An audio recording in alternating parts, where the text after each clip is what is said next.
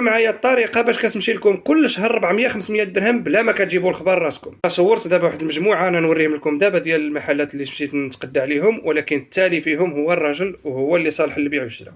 27 سيلباك ديال 9 نتاع بابيجينيك 27 درهم صافي.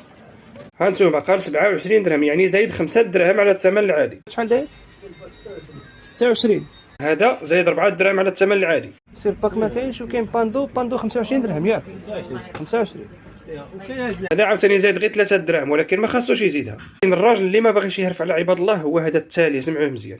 السلام عليكم. كاين سيلباك ديال 9 والو باندو شحال داير 23 درهم. شوف هذاك اللي حضر فارماسي ما عندوش سلباك ياك لا ماشي مشكل، عطيني باندو. باندو ملي تعامل انت مزيان عطيني باندو. كلشي كيقول لك اصاحبي 25 27 درهم، ولا 27 درهم داير. وعلاش كيبيعوا ب 27 4 درهم كلها زايده اصاحبي؟ انت كتبيع بثلاثه. دابا قديم دابا نجيب دابا انت متبع الوصيه ديال الرسول صلى الله عليه وسلم. صافي الله يجازيك بخير. صافي ما نمشيش نشري من جهه اخرى، والله ما نشري بالله. راه نشري عليك انت. هذاك 27 درهم. واش سمعتوا شنو قال لي مسكين؟ قال لي هذاك اللي حدا الفارماسيان بعيد عليه بواحد 200 متر، هذاك كيبيعوا ب 27 داك سيرباك. انا قلت له صافي ما نديش دابا سيرباك، غادي ندي باندو. وديت باندو عليه حيتاش لقيتو راجل، واخا انا ما كنديش باندو ديت باندو.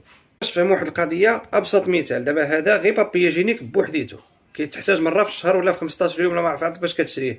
ما بالك الحوايج اللي كنتقداوهم يوميا كيزيد عليك 4 دراهم في هذه، 3 دراهم في هذه، 5 دراهم في هذه. الا ما حضيتيش راسك الشهر كتلقى 400 500 درهم مشات لك بلا ما تحس.